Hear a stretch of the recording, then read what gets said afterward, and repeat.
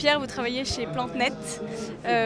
Vous avez réussi à allier la nature et les plantes à la technologie. Qu'est-ce que vous faites exactement avec les deux? Donc, dans le cadre du projet PlanteNet, on a travaillé sur des systèmes d'aide à l'identification des plantes par l'image.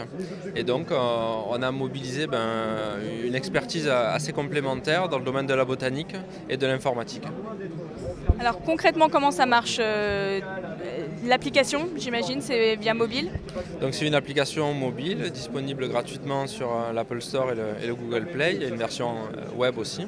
Et donc, l'idée, c'est qu'une personne qui souhaite déterminer une plante qu'elle observe dans la nature puisse prendre une série d'images de cette plante, donc des motifs visuels de feuilles, fleurs, et les soumettre en fait à travers ce système à un moteur de reconnaissance visuelle qui va comparer les photos qui sont soumises par l'utilisateur à une base d'images produite collaborativement.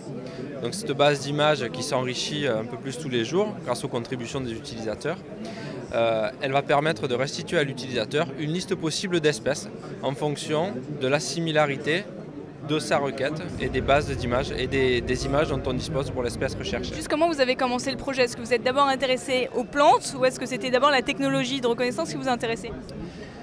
Donc, moi je suis botaniste, je travaille dans un centre de recherche en agronomie et c'est le partenariat avec l'Institut national de recherche en informatique et automatique qui a permis de tester ces possibilités-là d'utilisation de la reconnaissance visuelle pour l'identification des plantes, qui est une problématique complexe sur laquelle il y a énormément de verrous.